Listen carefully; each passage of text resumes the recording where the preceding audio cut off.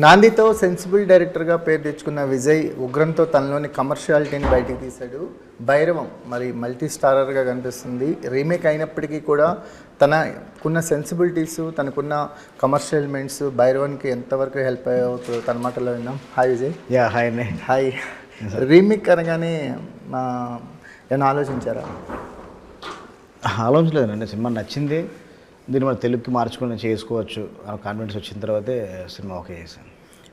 ఎందుకంటే ఒక ఒరిజినాలిటీ అనేది అంటే మీకు ఒక ఫ్రెష్ కథలోకి వచ్చినంత ఎషన్స్, కంపారిజన్స్ వస్తాయి, ఇవన్నీ ఉంటాయి కదా. అవన్నీ కూడా ఏ డైరెక్టర్కైనా రీమేక్ అనేసరికల స్ట్రైట్ మూవీ కంటే ఒకసారి ఆలోచిస్తారు. మీరు ఎలా ప్రిపేర్ అయ్యారు? అంటే కంప్లీట్ అంటే నా కథని తీయడం, స్ట్రైట్ ఫిల్మ్ తీయడం చాలా ఈజీ అండి. కొంచెం రీమేక్ అనేది కంటే పక్కా ఎమోషన్ అంటే వేరే వాళ్ళు రాసిన ఎమోషన్ మనం ఓన్ చేసుకోవాలంటే కొంచెం కష్టమైన విషయమే. కానీ ఈ సినిమా విషయంలో ఏంటంటే సినిమా చూసిన తర్వాత అంటే నాకు బాగా కనెక్ట్ అయ్యే అంశాలు సినిమాలో చాలా ఉన్నాయి. రిలేటబుల్ కూడా అంటే నా ఐడియాలజీ చాలా దగ్గరగా ఉన్నాయి. అందువల్ల నేను రీమేక్ చేయడం కోసం నేను ఒప్పుకున్నాను. కాస్టింగ్ చాయిస్ ఎవరిది? క్యాషన్స్ అయితే కంప్లీట్ నాదేని ప్రొడక్షన్ టీమ్ దాన్ని. ప్రొడక్షన్ ఇద్దరు మ్యూచువల్గా అనుకునేది మొత్తం. అంటే ఏదైనా ఇద్దరు ముగ్గురు అనుకొని ఒకరిని పిక్ లేదండి. ఎలా జరిగింది కాస్టింగ్ ప్రాసెస్? ఫస్ట్ సాయి గారు అనుకున్నాము. సాయి గారు అనుకున్న తర్వాత ఇంకా మిగతా 2 క్యారెక్టర్స్ కూడా 3 క్యారెక్టర్స్లో ఫస్ట్ క్యారెక్టర్ సాయి గారు అనుకున్న తర్వాత 3 క్యారెక్టర్స్ కూడా మిగతా బ్యాలెన్స్ 2 క్యారెక్టర్స్ కూడా చాలా ఆప్షన్స్ రాసుకున్నాము. కానీ ఎటెల్నా కానీ రోహిత్ గారు మాకు మనోజ్ గారు కనబడుతున్నారు ఆ క్యారెక్టర్స్కి. అందులో వాళ్ళిద్దరిని అప్రోచ్ అయ్యాము. వాళ్ళిద్దరిని అప్రోచ్ చేసినా ఓకే చేశారు. వాళ్ళకు కూడా ఇలాంటి రోల్స్ చేయడం చాలా కొత్తగా అనిపిస్తుంది. అదేనండి. అంటే మాకు మేము వెళ్ళినట్టు వాళ్ళు యాక్సెప్ట్ చేయడానికి కారణం కూడా అదే. రోహిత్ గారు కానీ మనోజ్ గారు కానీ ఎప్పుడు దాన్ని క్యారెక్టర్స్ చేయలేదు. ప్లస్ ఒరిజినల్ కన్నా మేము చాలా మార్చుకుని వెళ్ళామన్నమాట. క్యారెక్టర్ కంప్లీట్గా క్యారెక్టర్ డిజైన్ కంప్లీట్ చేసాం. సపరేట్ క్యారెక్టరేషన్ కొత్తగా ఫ్రెష్గా డిజైన్ చేసాం. ఆ క్యారెక్టర్ ఆర్క్ మొత్తం మార్చాం అనమాట. కంప్లీట్గా ఫస్ట్ నుంచి ఎండ్ వరకు క్యారెక్టర్ ఎలా ఉంటుందని క్లియర్గా ఎక్స్ప్లెయిన్ చేసాం.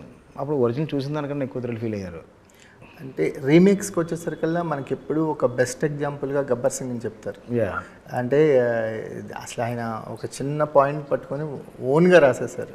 గబ్బర్ సింగ్ అనేది దబాంగ్ చూసిన వాళ్ళకి, దబాంగ్ చూసినా గబ్బర్ సింగ్ చూసినా 2 డిఫరెంట్ ఎక్స్పీరియన్స్లా ఉంటాయి. సో మీ టేక్ ఏంటి భైరవం మీద? అదండి. అంటే నాకు కొంచెం ఆ సినిమా కింద కూడా పనిచేశాను కాబట్టి నాకు కొంత హెల్ప్ అయింది. గబ్బర్ సింగ్ పని కొంత హెల్ప్ అయింది నాకు. అది ఆ రీమేక్ వర్క్ చేస్తున్న టైంలో స్క్రిప్ట్లో కూడా నేను ఉన్నాను కాబట్టి కొంతవరకు నాకు యూజ్ అయింది. కాదే అంత డ్రాఫ్ట్కి చేంజెస్ అయితే చేయలేదండి. మనం కంప్లీట్ చేంజెస్ అయితే చేయలేదు. అంత చేంజ్ చేయాల్సిన కథ కూడా కాదనమాట ఇది. దబాంగ్ అంటే చాలా కంప్లీట్ చేంజ్ చేయాల్సిన కథ. ఆల్రెడీ మన తెలుగులో చాలా చూసేసిన కథ అనమాట అది. అందువల్ల దాన్ని ఫ్రెష్గా మొత్తం మార్చారు. కానీ ఈ కథ చాలా బలంగా ఉంది, పర్ఫెక్ట్గా ఉందన్నమాట. ఇందులో ఎక్కువ మార్చాల్సిన అవసరం లేదు. కరెక్ట్ క్యారెక్టరేషన్స్ 3 క్యారెక్టర్లు కరెక్ట్గా డిఫైన్ చేయగలిగాము. తర్వాత మన తెలుగు నేటివిటీకి అడాప్ట్ చేసాం. మనకి బెల్లంకొండ సాయి శ్రీనివాస్ స్టోరీ లైనప్ చూస్తే ఆయనకున్న మాస్ అప్పీల్ కానీ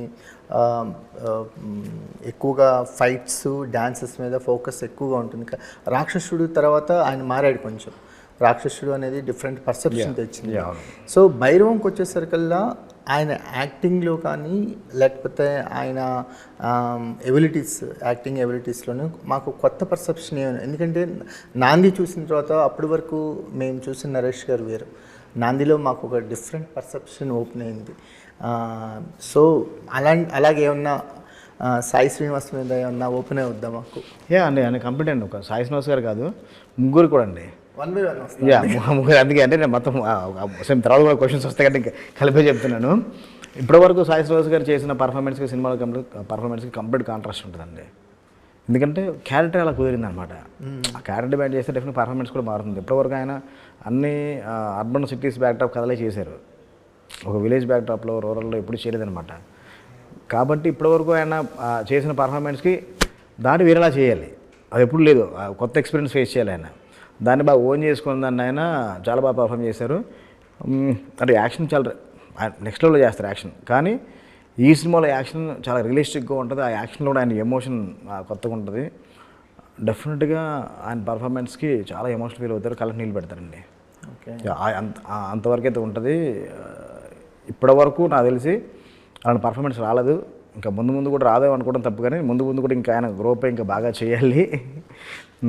ఆయన నటనకి సంబంధించి ఇది ఒక బెంచ్ మార్క్ అనుకోవచ్చు. డెఫినెట్గా అండి. థియేటర్ నుంచి బయటకు వచ్చి ఆడియన్స్ ఎప్పుడైనా కానీ సాయి శ్రీనివాస్ భలే చేసాడరా, అసలుకి మా క్యారెక్టర్ పడితే మావాడు చింపేస్తాడరా అనే మాటతో అయితే బయటకు వస్తారు. రాక్షసుడి నుంచి అది స్టార్ట్ అయింది.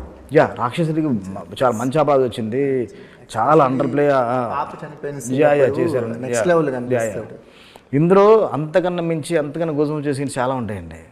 ఇక డెఫినెట్ నాకు చెప్తుంటే నాకే అనిపిస్తుంది, రేపు థియేటర్లో చూస్తే వేరే ఉంటుంది. ఎందుకంటే ఒకసారి నాకు ఒక విజువల్ బ్యాక్గ్రౌండ్ స్కోర్ కనెక్ట్ అయిపోతుంది కాబట్టి సినిమా చూసుంటాను కాబట్టి సినిమా చూసిన తర్వాత డెఫినెట్గా అందరూ థ్రిల్ ఫీల్ అవుతారు. మంచు మనోజ్ విషయానికి వస్తే మోస్ట్ అండర్ రేటెడ్ హీరో మన తెలుగు ఇండస్ట్రీలో. ఎందుకంటే ఒక మాస్ అప్పీల్ ఉంటుంది, ఒక స్టంట్స్లో ఆయన రియలిస్టిక్ అప్రోచ్ ఉంటుంది, ఆయన ఓన్గా స్టంట్స్ కంపోజ్ చేసుకోగలడు, డ్యాన్సెస్ బాగుంటాయి, కామెడీ టైమింగ్ బాగుంటుంది.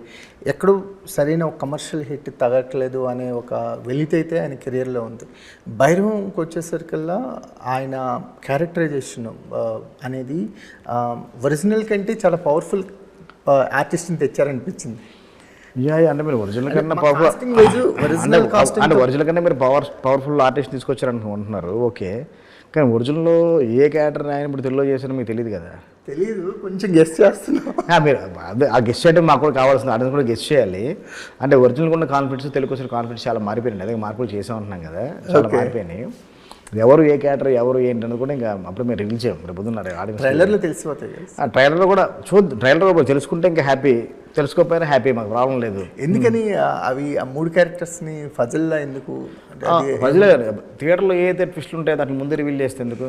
ఆల్రెడీ తమిళలో ఆల్రెడీ ఒక రీమేక్ సినిమా ఇది. ఓకే ఓకే, ఆ జాగ్రత్త చూసేసి ఉంటారు, ఈ క్యారెక్టర్ తెలిస్తే అయిపోతుంది కదా అక్కడితోనే. అందుకని ఆ జాగ్రత్తలు తీసుకున్నాం. కానీ రివీల్ చేసినప్పుడు ప్రాబ్లం, ఎందుకంటే తమిళకి తెలుగుకి కొన్ని కాంట్రాస్ట్ ఉంటుంది. అదే అందుకే అడిగాను. కాంట్రాస్ట్ ఉంటుంది ప్రజెంటేషన్, అందువల్ల. ప్లస్ మనోజ్ గారు కూడా అంటే ఈ సినిమాలో నెక్స్ట్ లెవెల్ పర్ఫార్మెన్స్ ఇచ్చారండి. ఆయన పర్ఫార్మెన్స్ గురించి కొత్తగా చెప్పాల్సిన అవసరం లేదు. పీక్స్ బయటకు వచ్చి మాట్లాడుకుంటారు మనోజ్ గారి గురించి. ఓకే, రోహిత్ గారు అంటే కొంత గ్యాప్ తర్వాత చేస్తున్న సినిమాల్లో భైరవం ప్రామిసింగ్గా అనిపిస్తుంది. రోహిత్ గారికి మనోజ్ గారికి అంటే ముగ్గురికి కూడా కంప్లీట్ కాంట్రాస్ట్ ఫిల్మ్ ఇది. ఇప్పటివరకు సాయి గారు చేయని క్యారెక్టర్, ఇప్పటివరకు మనోజ్ గారు చేయని క్యారెక్టర్, ఇప్పటివరకు రోహిత్ గారు చేయని క్యారెక్టర్, ఇప్పటివరకు రోహిత్ గారు ఎలాంటి క్యారెక్టర్ ఎప్పుడు చేయలేదు. ఓకే, అలాంటి క్యారెక్టర్ రోహిత్ గారి డిక్షన్ బాగుంటుంది. డిక్షన్ సినిమా చాలా రాయల్టీగా ఉండాలి, ఒక మాట మాట్లాడితే దానికి ఒక అర్థం ఉండాలి, చాలా పవర్ఫుల్ క్యారెక్టర్, దాన్ని చాలా బాగా ప్లే చేశారు ఆయన. ఒక ఫ్రెండ్షిప్ అనేది కోర్ ఎమోషన్ కదా మూవీకి. మనకి ఫ్రెండ్షిప్లో వాటి బేస్ చేసుకొని చాలా సినిమాలు వచ్చినాయి మనకి తెలుగులో. వాటిలో one of the best movie అంటే మీకు నచ్చిన సినిమా ఏం చెప్తారు? నేను యూత్లో కానీ హ్యాపీ డేస్ అనే సినిమా మనం ఎప్పటికీ మర్చిపోలేము. హ్యాపీ డేస్, ప్రేమదేశం లాంటి సినిమా ఎప్పుడు మర్చిపోలేము. అవును. ఓకే, సో చిరంజీవి గారి స్నేహం కోసం కూడా, స్నేహం కోసం కన్నా ఇద్దరు మిత్రులు చాలా ఉన్నాయి సినిమా. సో ఆ స్టాండర్డ్స్ పక్కన భైరవం కూడా నిలబెడుతుందని. అంటే అది కంప్లీట్ కాంట్రాస్ట్ ఉంటుంది. జానర్ వైజ్గా ఫ్రెండ్షిప్ వైజ్గా డెఫినెట్గా కాల్ ఉంటుంది. కానీ కంప్లీట్ కాంట్రాస్ట్ జోనర్ వాటితో మనం మ్యాచ్ చేయలేము అసలు. అలాంటి నా ఉద్దేశం ఏంటంటే జానర్ మ్యాచ్ అవుతుందని. అంటే ఇప్పుడు ఫ్రెండ్షిప్గా అసలు డెఫినెట్గా అందుకని అసలు ఆ లోకం వేరు, ఈ లోకం ఆ వరల్డ్ వేరు, ఈ వరల్డ్ వేరు కదా. మీకు బిగ్గెస్ట్ ఛాలెంజ్ ఏంటి విజయ్ ఈ భైరవం విషయానికి వచ్చేసరికల్లా? ఒక రైటర్గా డైరెక్టర్గా ఈ పార్ట్ని క్రాక్ చేయటం అనేది బిగ్గెస్ట్ ఛాలెంజ్గా అనిపించింది. నాకు పెద్దగా ఛాలెంజ్ థింగ్స్ ఏం లేదండి, ఆల్రెడీ తీసిన సినిమానే. కానీ మన అడాప్టేషన్లో కానీ లేదా కొన్ని మార్చారన్నారు కదా. అంటే మార్చి దగ్గర నుంచి అంటే ఒరిజినల్లో మిస్ అవ్వకుండా మనం చేయాలి. అవును, మన తెలుగు ప్రేక్షకులను మెప్పించాలి. ఒరిజినల్లో ఉన్న మనకి ఆ కోర్ ఎమోషన్ అక్కడ మిస్ అవ్వకూడదు. మనం తీసుకున్న మార్పులు చేర్పుల వల్ల అది మిస్ అయిపోయిందంటే ఆడియన్స్ కనెక్ట్ అవ్వలేడు. అది బిగ్గెస్ట్ ఛాలెంజ్ కదండి ఎప్పటికైనా. కానీ యాక్చువల్గా ఏంటంటే రీమేక్స్ ఈజీ అనుకుంటారు, కానీ రీమేక్స్ చాలా కష్టం. రీమేక్ చాలా కష్టం, ఎందుకంటే ఏదన్నా క్రెడిట్స్ వస్తే ఒరిజినల్కి వెళ్ళిపోతాయి, ఏదన్నా ఫెయిల్యూర్స్ వస్తే అది ఈ డైరెక్టర్కి మిగిలిపోతాయి. చెడగొట్టాడంటే అదే బాగా హిట్ అయింది అనుకో, రీమేకే కదా అని తీసి పక్కన పెడతారు. మనకి భీమినేని శ్రీనివాసరావు కానీ వీళ్ళంతా రీమేక్స్లో సూపర్ డూపర్ హిట్లు కొట్టినా సరే రీమేక్ అనే ఒకే ఒక ట్యాగ్ లైన్ వల్ల వాళ్ళు ఆ స్టార్డమ్లోకి వెళ్ళలేకపోయారు.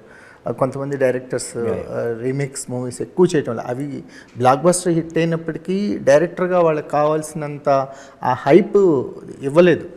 ఈ భైరవంకి వచ్చేసరికల్లా మాకు ఒరిజినల్ అనేది చాలా తక్కువ మంది తెలుగు ఆడియన్స్ చూస్తుంటారు. అందరూ చాలామంది ఫ్రెష్ ఫిల్మ్గానే చూస్తారు. ఏదో సినిమా సర్చింగ్ చేసే సినిమా జర్నలిస్ట్ లాంటి వాళ్ళకి తెలిసి తప్ప మిగిలిన వాళ్ళకి కూడా పెద్దగా తెలిసే అవకాశం లేదు. కానీ భైరవంకి వచ్చేసరికల్లా ఎవ్రీ కథని ట్రాన్స్ఫార్మ్ చేయటం అనేది బిగ్గెస్ట్ ఛాలెంజ్. ఆ ట్రాన్స్ఫర్మేషన్ ప్రాసెస్లో మీకు బెస్ట్ అంటే ఏం చెప్తారు? బెస్ట్ ఏంటంటే అంటే ఒరిజినల్ వర్షన్కి ఈ ఫిల్మ్కి ఎమోషన్ చాలా ఎన్హాన్స్ చేసాం, ఫ్యామిలీ డ్రామా చాలా ఎన్హాన్స్ చేసాం. అది ది బెస్ట్ కింద ఫీల్ అవుతాను నేను. ఎందుకంటే ఆ సినిమాలో చాలా తక్కువ పోర్షన్స్లో ఉంటుంది అది. అక్కడ కూడా అంటే అవసరానికి వచ్చేస్తుంటే సీన్లో అవసరం క్యారెక్టర్ మారిపోతూ ఉంటుంది. అవన్నీ కరెక్ట్ చేసుకొని కొంచెం ఛాలెంజింగ్గా తీసుకొని ప్రాపర్గా ముగ్గురికి క్యారెక్టర్స్ని డిజైన్ చేసి ఆ 3 గంటలు ఎలా బిహేవ్ చేయాలో ఏంటంటే ఫస్ట్ ఇంట్రడక్షన్ సీన్లో చెప్పేస్తాం. ఈ క్యారెక్టర్స్ ఇలాంటివి ఇలాగే బిహేవ్ చేస్తాయి. ఒరిజినల్ అలా ఉండదు. ఇప్పుడు అవసరం దగ్గర క్యారెక్టర్ మారిపోతుంటుంది. దానికి నియో నాయర్ జోనర్ ఒకటి పెట్టుకున్నారు వాళ్ళు. ఆ జోనర్లో ఉన్నప్పుడు మనం ఒక రివ్యూ రైటర్ కూడా ఇదేంటి అడగనుకోలేదు. ఎందుకంటే జోనర్ అలాంటిది. వీడు మంచోడా చెడ్డోడా అంటే ఇప్పుడు మంచిగా అంటాడు, ఇప్పుడు నేను చెడ్డోడా ఉంటా అంటాడు. గ్రే క్యారెక్టర్లు మారిపోతాడు, ఆడు ఇష్టం అంటాడు. అప్పుడు దానికి మన ఏది రైట్ ఏది రాక మనం చెప్పడానికి కూడా లేదు వాళ్ళకి. అలా చెప్తే మన తెలుగు ప్రేక్షకులకు అసలు నచ్చదు. కాబట్టి దాన్ని మనం క్లియర్గా 3 ఎలాంటి క్యారెక్టర్లు ఏంటని క్లియర్గా అండర్లైన్ చేసి క్లియర్గా చెప్పారు.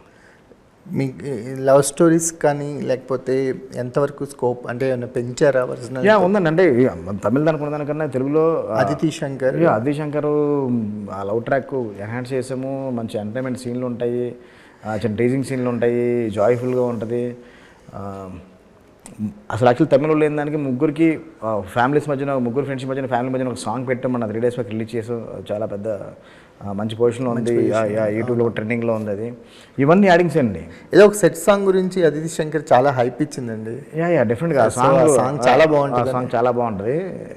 ఇంకా ఒక 2-3 మంచి డాన్స్ నెంబర్ ఉండు. ట్రైలర్ అయిపోయిన తర్వాత రిలీజ్ చేస్తాను. రిలీజ్ ముందు కొంచెం ఊపిద్దామని మాస్ ఆడియన్స్కి. అంటే తను డాన్స్తో డెఫినెట్ షాక్ అయిపోతారు. అమ్మాయి ఇంత బాగా చేస్తారు డాన్స్ అని షాక్ అవుతారు. సాయి గారిని కూడా అమ్మాయి బీట్ చేసింది, అంత బాగా చేసింది డాన్స్. ఓ సూపర్. సాయి మంచి డాన్స్. సాయి గారు చాలా మంచి డాన్సరు. సాయి గారిని కూడా సూపర్. తన చాయిస్ ఏంటి? తను ఎలా ప్రాజెక్ట్లో కంటుంది? అంతే ర్యాండమ్గా చూస్తున్న టైంలో నా మీద ఒక వీడియో చూశాను. కార్తీక్ గారితో ఒక సినిమా చేశాను, తమిళ కార్తీక్ గారితో. అందులో డ్యాన్స్ వీడియో చూసా. ఏమో ఎవరు భలే చేస్తుంది, కావాల్సిన ఎనర్జీ ఉందంటే శంకర్ గారి డాటరు అని తెలుసుకున్న తర్వాత అమ్మాయికి అప్రోచ్ అయ్యి చైనీస్ అని చెప్పి కథలో క్యారెక్టర్ ఎంత ఇంపార్టెంట్గా మార్చాం. అమ్మాయి కూడా ఫస్ట్ చెప్పినప్పుడు సార్ అందులో నా క్యారెక్టర్ అంత ఇంపార్టెన్స్ లేదు కదా అంటే, కాదు ఈ క్యారెక్టర్ ఇలా ఉంటుంది త్రూ అవుట్స్ ఎండ్ వరకు ఉంటుంది. రోలింగ్ టైటిల్ కూడా ఈ క్యారెక్టర్ ఎంత ఇంపార్టెన్స్ ఉంది, కథ కంక్లూజన్ ఎలా ఇస్తుంది ఈ క్యారెక్టర్ కూడా క్లియర్గా అమ్మాయికి ఎక్స్ప్లెయిన్ చేసి సాంగ్స్ ఈ ప్లేస్మెంట్లో వస్తే ఇలా వస్తే సాంగ్స్ కూడా యాడ్ చేసాం ఇలాగని క్లియర్గా చెప్తే అమ్మాయి నేను డెఫినెట్ చేస్తాను. ఫోన్ కన్వర్సేషన్లో 15 నిమిషాలు మొత్తం నేరేషన్ ఇచ్చాను. తన క్యారెక్టర్ వర్క్ ఎక్కడి నుంచి ఎలా అవుతుంది కాబట్టి కంప్లీట్ సీన్స్ మొత్తం నేను పంపిస్తాను అంటే, లేదు సార్ నాకు సీన్ కంటెంట్గా చెప్పాను, నాకు అర్థమైపోయింది, ఓకే చేస్తున్నాను. Okay super. వీళ్ళ ముగ్గురులో ఎవరితో ఒక పర్సనల్ రిలేషన్ ఎక్కువగా బాండింగ్ కుదిరిందంటే ఏం చెప్తారు? నాకండి మీకు అంటే ఫస్ట్ నుంచి నాకు మనోజ్ గారితో కొంచెం పరిచయం ఉందండి. స్నేహితుడు ఉన్నప్పటి నుంచి కూడా పరిచయం, చాలాసార్లు కలిసాము, చాలాసార్లు పార్టింగ్ చేసుకున్న రోజులు ఉన్నాయి. కొంచెం క్లోజ్ అసోసియేషన్ ఉంది, అన్న నాకు క్లోజ్ అసోసియేషన్ ఉంది. రోహిత్ గారికి నేను సినిమాకి ముందు కొంచెం రిజర్వ్డ్గా ఉంటారు. 3-4 times మీట్ అయ్యాం, కానీ చాలా ఓపెనింగ్ చాలా విషయాలు డిస్కస్ చేసుకున్నాం అనమాట. నాంది తర్వాత నాంది కథ గురించి కూడా చాలా మాట్లాడుకునే ఉన్నాయి. సాయి గారితో కొంచెం తక్కువ పరిచయం. ఈ సినిమాతోనే కానీ నాకు చాలా క్లోజ్ ఫ్రెండ్ అయిపోయారు. ఎంతంటే అసలుకి వాళ్ళ ఫాదర్ సురేష్ గారు కూడా మా పెద్ద అబ్బాయి అంటారన్నమాట. ఆ లెవెల్లో చూసుకునేలాగా మంచి నాకు వాల్యూ ఇచ్చారు. నా మీద పెట్టుకున్న వాళ్ళ యొక్క దాన్ని నిలబెట్టుకుంటున్నాను. మీకు మనోజ్ గారి ఆన్సెట్స్ మాకు మొన్న ఏదో కుకింగ్ వీడియో రిలీజ్ అయ్యింది. సో అసలు ఆయన ఫుల్ ఫామ్లో ఉన్నారు అసలు. అంటే మనోజ్ గారు ఎక్కడ ఉన్నా కానీ మొత్తం అలాగే ఉంటుంది వైబ్ అసలుకి. అంటే ఆన్ లొకేషన్ ఎక్కడ చూసినా వైబ్ అలాగే ఉంటుంది. ఆ రోజు లొకేషన్లో మనోజ్ గారు రోహిత్ గారు ఇద్దరు కలిసి ఒక ఫుడ్ ప్రిపేర్ చేశారనమాట. మనోజ్ గారు బిర్యానీ చేశారు, రోహిత్ గారు ఒక మటన్ కర్రీ, ఒక చికెన్ కర్రీ, గార్లు ఇవన్నీ చేశారనమాట ఒక లంచ్కి అందరికీ. సరే ఇలాంటి బెస్ట్ మూమెంట్స్ అన్ని మనం క్యాప్చర్ చేద్దాం అనేసి వెంటనే మేకింగ్ కెమెరాస్ తెప్పించి క్యాప్చర్ చేశాం అనమాట. What kind of person Manoj? ఇప్పుడు ఆయన అంటే పర్సనల్గా కూడా ఒక చిన్న లోలో కనిపిస్తూ ఉన్నాడు. కానీ మన షూటింగ్, మీ షూటింగ్ భైరవం షూటింగ్ అప్పుడైనా ఇష్యూస్ అన్నీ జరిగినాయి? లేదంటే ఆయన పర్సనల్ లైఫ్లో జరిగిందని సినిమా మీదకి ఎప్పుడు తీసుకురాలేదండి. ఆన్ లొకేషన్ ఎప్పుడూ లేదు. దానివల్ల మేము ఎప్పుడు ఇబ్బంది పడింది లేదు. ఎప్పుడు అది వేరు ఇది వేరు. ఒకరోజు మాత్రమే డిస్టర్బ్ అయింది అనుకో, ఆయన వల్ల కూడా కాదు అసలుకి. ఆ రోజు షూట్ ఉండాల్సింది మేము క్యాన్సిల్ చేసుకున్నాము వేరే వెదర్ ప్రాబ్లం వల్ల. ఆ రోజు ఇష్యూ జరిగింది. ఆ తర్వాత మళ్ళీ మేము అనుకున్న షెడ్యూల్ జరుగుద్దో జరగదు అనుకుంటే ఆయన అన్ని పర్సనల్ ప్రాబ్లమ్స్లో ఉండి కూడా మా షూటింగ్ డిస్టర్బ్ చేయకూడదని నెక్స్ట్ డే లొకేషన్కి వచ్చి మానుకున్న వర్క్ ఫినిష్ చేశారు. ఏదున్నా కానీ ఏ ఇష్యూ లొకేషన్లో షూటింగ్ చేసినప్పుడు ఏమైనా ప్రాబ్లం ఉన్నా కాల్ మాట్లాడుకోవాలనుకున్నా కంప్లీట్ పక్కకి వెళ్ళిపోయి మాట్లాడుకొని వచ్చి మళ్ళీ ఆ క్యాటర్ మూడ్లోనే క్యాటర్లో పర్ఫామ్ చేశారు. ఓకే, మీరు అంటే ఈ సినిమా నుంచి ఎక్స్ట్రాక్ట్ చేసిన కొత్త ఎక్స్పీరియన్సెస్, అంటే డైరెక్టర్కి ఎవ్రీ కథ ఒక కొత్త ఎక్స్పీరియన్స్ ఇస్తుంది కదా. అదేనంటే మా ముగ్గురు స్టార్స్ని హ్యాండిల్ చేయడం నాకు కొంచెం చాలా మంచి ఎక్స్పీరియన్స్ అనిపించింది. ఆ లైఫ్లో మల్టీ స్టార్స్ చేయొచ్చు చేయొచ్చు. ముగ్గురు నెలలు హ్యాండిల్ చేయాలని నేను కొంచెం ఈ సినిమాతో కొంచెం అలవాటైంది. అదే కొంచెం మాస్ ఎలివేషన్ సీన్స్ కొంచెం ఎలా తీయాలని కొంచెం సినిమాతో కొంచెం ఇంప్రూవ్ అయ్యాను. కొంచెం ముగ్గురు మాస్ హీరోస్ కాబట్టి అంటే అన్ని విధాలుగా అండి. అంటే ఎక్కువ పెద్ద క్యాస్ట్ నాకు 2 సినిమాల కన్నా కొంచెం దానికి వాటి కన్నా 300 బడ్జెట్ ఉగ్రం కన్నా అన్నీ నాకు మంచి బెస్ట్ ఎక్స్పీరియన్స్ అండి. హ్యూజ్ క్రౌడ్తో చేసి పెద్ద ఒక యాక్షన్ బ్లాక్ 12 డేస్ చేసాం, ఇంటర్వల్ యాక్షన్ బ్లాక్ క్లైమాక్స్ ఒక 12 డేస్ చేసాం. ఇవన్నీ నాకు ఎవ్రీ మూమెంట్ కూడా నాకు ఒక లెర్నింగ్ లాగే ఉందన్నమాట. మీకు నాంది రిలీజ్ అయినప్పుడు ఒక పాయింట్ని ఎక్స్ప్లోర్ చేయటంలో, అంటే కోర్ట్ డ్రామాని ఎక్స్ప్లోర్ చేయటంలో అంటే నెక్స్ట్ లెవెల్కి వెళ్ళిపోయింది. ఆ క్లైమాక్స్ ఇప్పటికీ గుర్తుండిపోయే చాలా సినిమాల క్లైమాక్స్లో నాంది ఉంటుంది. ఆ తర్వాత ఉగ్రంకి వచ్చేసరికల్లా కమర్షియల్ వేలో వెళ్ళారు, కమర్షియల్గా డీల్ చేశారు. వాట్ ఈజ్ ఎగ్జాక్ట్ విజయ్ అంటే ఏం చెప్తారు? అంటే అన్ని సినిమాలు చేయాలంటే ఒకటే జోనర్ సినిమాలు చేయాలని ఎవరికి ఉండదు కదండి. కానీ అంటే కొంతమంది కొన్నిట్లో ద బెస్ట్ అని తెలుస్తుంది. అదేంటంటే ఇప్పుడు అంటే నాంది చూసుకున్నా ఉగ్రం చూసుకున్నా దానికి నాందికి ఉగ్రంకి కమర్షియల్ ప్రజెంటేషన్ కొంచెం పెరిగింది. కానీ అండర్లైన్లో ఒక సోషల్ డ్రామా అయితే ఉంది కదండి, ఒక సోషల్ కాజ్ అయితే ఉంది. అందులో ఒక సెక్షన్ 2 గురించి ఫైట్ చేస్తాడు. ఇందులో ఒక పోలీస్ ఆఫీసర్ మిస్సింగ్ అయిపోయిన ఒక ప్రజల గురించి, మిస్సింగ్ అయిపోయిన పీపుల్ గురించి, మెడికల్ మాఫియా దాన్ని మాత్రం చేంజ్ చేస్తాడు. ఒక సోషల్ కాజ్ అయితే ఉంది. అలాగే ఇప్పుడు బైరంలో కూడా చిన్న సోషల్ కాజ్ ఉందన్నమాట. ఒక టెంపుల్ సంబంధించిన ఆస్తులు వాటిని కాపాడడం, అది ఏంటంటే ఒక ట్రెడిషన్, మన హిందూ సాంప్రదాయం ఒక ట్రెడిషన్ అది ఒకటి ఉంది. అలా కంప్లీట్ ఏ సినిమా చేసినా అది మాత్రం ఉండాలని నేను ఏదో సోషల్ ఇష్యూ, సోషల్ కాజ్ ఏదో ఉంటుంది. దాని చుట్టూ కథలు కూడా దాని చుట్టూనే చేస్తాం. మీ టీం గురించి చెప్పండి విజయ్. నా టీం అంటే వాట్ ఈజ్ యువర్ స్ట్రెంత్? అదే అండి, మొత్తం నా టోటల్ కోర్ టీం అండి. మా శ్రీచరణ్ పాకాల చెప్పాము, తర్వాత మా ప్రొడక్షన్ డిజైనర్ బ్రహ్మకడలి, మా ఎడిటర్ చోటకే ప్రసాద్, నా writers Venkat, Satyarshi, Ramachandra, and total నా డైరెక్షన్ డిపార్ట్మెంట్ రామ్ గోపాల్ గారు, మా నాగేంద్ర, మా గిరి. ఫస్ట్ నుంచి ట్రావెల్ అవుతున్న వాళ్ళే కదా మీరు? ఫస్ట్ నుంచి శ్రీచరణ్ పాకాల ఫస్ట్ నాంది నుంచి తను బ్యాక్గ్రౌండ్ స్కోర్కి మాస్టర్, బ్యాక్గ్రౌండ్ మాస్టర్. ఈ సినిమా చెప్తాను, ఈ సినిమాలో ఆడియో నెక్స్ట్ లెవెల్లో ఇచ్చాడు. బ్యాక్గ్రౌండ్ స్కోర్ కూడా మీరు చాలా హైపర్గా ఉంటాడు. బ్యాక్గ్రౌండ్ స్కోర్ కూడా ఇప్పటివరకు మీరు చూసిన బ్యాక్గ్రౌండ్ స్కోర్, ఇది కొంచెం కమర్షియల్ ఫిల్మ్ కాబట్టి ఒక కమర్షియల్ ఫిల్మ్ కూడా ఇలాంటి సౌండ్తో చేయొచ్చు అనేలా చేశాడు. ఓకే, కొత్తగా ఉంటుంది సౌండ్ కూడా. ఓకే, మీరు అంటే ఎలాంటి కథలు ఉన్నాయి ఇంకా మీ దగ్గర? అంటే డిఫరెంట్ జోనర్స్ రెడీ చేసుకుంటే ఫుల్ ఎంటర్టైన్మెంట్ కథ ఉంది, ఒక ఫుల్ లవ్ స్టోరీ ఉంది, ఎక్కువ సోషల్ డ్రామాస్ కథలు ఎక్కువ ఉన్నాయి. అన్ని రకాల జోనర్స్ అయితే చేసుకుంటున్నాం కథలు. ఎలా అంటే కాంబినేషన్ వైజ్ ఎక్కువగా ఇష్టపడతారా, లేకపోతే మనకి ఈ కథకి ఎవరు సెట్ అవుతారో వాళ్ళని చూసుకొని వెళ్ళిపోవటానికి, అంటే 2 డిఫరెంట్ మెథడ్స్ ఉన్నాయి? లేదన్నా, మన కథ చేసుకున్న తర్వాత అంటే ఆల్మోస్ట్ మేము చేసుకున్న కథలు ఏ హీరోని ఫిట్ అయ్యే కథలే చేస్తామండి. అంటే 1-2 కథలు మాత్రం హీరోని బేస్ చేసుకొని చేసాం. చిరంజీవి గారికి ఒక కథ చేద్దాం అనుకుని చిరంజీవి గారికి ఒక కథ చేసుకుందాం. ఓ సూపర్. చెప్పారా బాస్కి? చెప్పలేదండి. వెళ్ళాలి, 2-3 సార్లు కలిశాను. సినిమా అయిపోయిన తర్వాత నేను డెఫినెట్ టైం తీసుకొని చెప్తాను. ఉంది నాకు అంటే వినడానికి కూడా ఆయన కూడా టైం ఇస్తాను. అన్నీ నా సినిమా పాజిటివ్ వెళ్తే కనుక అన్నీ కూడా ముందుగా వెళ్తాయి. మీకు అంటే హరిశంకర్ గారి దగ్గర నుంచి అంటే ఆ ర్యాప్ ఉంటుందా? అంటే కథలు డిస్కస్ చేయడం కానీ అలా? కథలు డిస్కస్ చేయడం ఉంటుంది కంప్లీట్గా. అయితే అక్కడి నుంచి బయటకు వచ్చేసిన తర్వాత కంప్లీట్ నాకు తన సపోర్ట్ రేట్ ఉంది. ఇప్పుడు కూడా నేను ఇలాంటి కథ చేస్తున్నాను, కథలో బెటర్మెంట్స్ ఏంటి, ఈ కథలో ఏమైనా చెప్పొచ్చు, కానీ ఇప్పుడు నేను అడిగింది ఎప్పుడు లేదు. ఎందుకంటే కంప్లీట్గా నువ్వేంటో నువ్వు ప్రూవ్ చేసుకోవాలరా, నీకంటే నీకు ఉండాలరా అని దాంట్లోనే తను మాట్లాడతారు. అలాగే నేను ప్రూవ్ చేసుకునే ప్రాసెస్లో నేను నా టీం తీసుకున్న డెసిషన్స్ రైటా రాంగ్ అని దాంట్లో మేము ముందుకెళ్ళాలి. ఈరోజు ఒకరు హెల్ప్ చేయొచ్చు, మరి రేపు ఇంకో రోజు హెల్ప్ చేయకపోవచ్చు. అప్పుడు ఎలాగ కానీ రైట్ రాంగ్ అని మేము తెలుసుకొని మేము స్ట్రెంత్ అనే మేము స్ట్రాంగ్గా వెళ్ళాలి కదా ముందుకి. అది బెస్ట్ వే. అది బెస్ట్ వే. కానీ ఎప్పుడు చూసినంటే నా వర్క్కి మాత్రం తను చాలా ఫిదా అండి. నేను హరీష్ గారి దగ్గర పని చేశాను, కానీ నా వర్క్ అంటే చాలా ఇష్టం ఆయనకి. నేను అసిస్టెంట్గా పని చేసినప్పుడు నా వర్కింగ్ స్టైల్ ఇష్టం. నేను డైరెక్టర్ అయిన తర్వాత నా డైరెక్షన్, నా టేకింగ్ నాకు తనకి చాలా ఇష్టం అనమాట. ఇప్పుడు మాట్లాడిన ఇరక్కొట్టేస్తారా, నువ్వు ఇరక్కొట్టేస్తారా మామూలు కదరా, ఇంకా పడితే నీకు వేరేలా ఉంటుంది, ఇంక పెద్ద హీరో పెద్ద కథ పడితే నీకు వేరేలా ఉంటుంది, ఎప్పుడు ఎంకరేజ్ చేస్తూ ఉంటాడు. ఆయనకున్న అవుట్ స్పోకన్ కానీ ఆయనకుండే ఏదైనా ఇష్యూ బేస్డ్ కానీ మాట్లాడే విధానం కానీ చాలా అగ్రెసివ్గా ఉంటాయి. ఎలా చూస్తారు విజయ్? అంతే అంతే ఫస్ట్ నుంచి అంటే ఫస్ట్ నుంచి తను ఇండస్ట్రీకి వచ్చినప్పటి నుంచి కూడా ముందు నుంచి అంటే ఇండస్ట్రీకి వచ్చినప్పుడు తను బేసిక్గా తన బాడీ లాంగ్వేజ్ అది మా బాస్ ఆయన బాడీ లాంగ్వేజ్ అది కాబట్టి దాన్ని అలాగే ఆయన బిహేవ్ చేస్తారు, అలాగే ఆన్సర్ చేస్తారు. Okay okay.